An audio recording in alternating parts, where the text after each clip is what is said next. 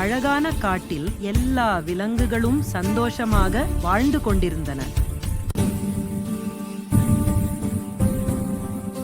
அந்த காட்டில் ஒரு பெரிய யானை இருந்தது. அது மிகவும் பலமாக இருந்ததால் நான் தான் எல்லாரிலும் பெரியவன் என்று நினைத்தது.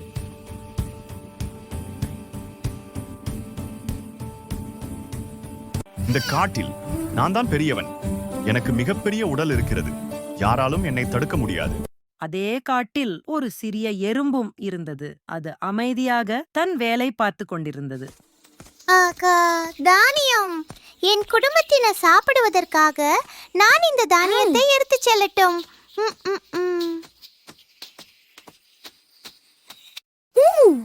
இந்த காட்டில் நான் தான் பெரியவன். எனக்கு மிகப்பெரிய உடல் இருக்கிறது.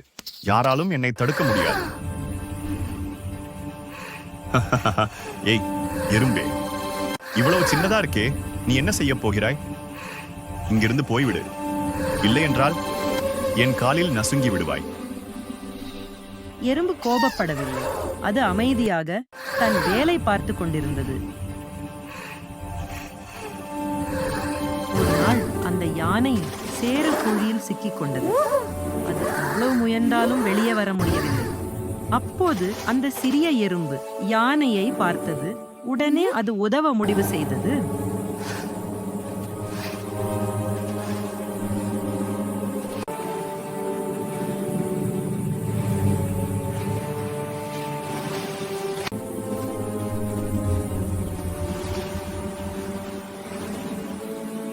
நண்பர்களே, சீக்கிரம் பாருங்கள், யானை சேற்றில் சிக்கியுள்ளது.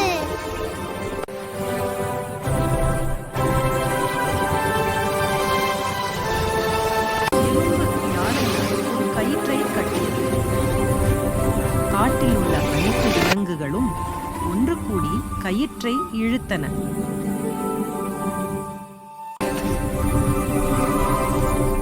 யானை மெதுவாக வெளியே வந்தது. எறும்பு நண்பா, நான் தப்பு பண்ணிட்டேன். நீ சின்னவனாக இருந்தாலும் நீ பெரிய உதவி செய்தாய். நன்றி.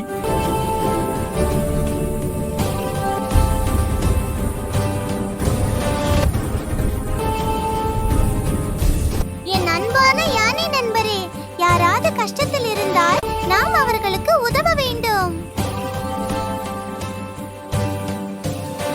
அந்த நாள் முதல் யானை யாரையும் சிறியதாக நினைக்கவில்லை.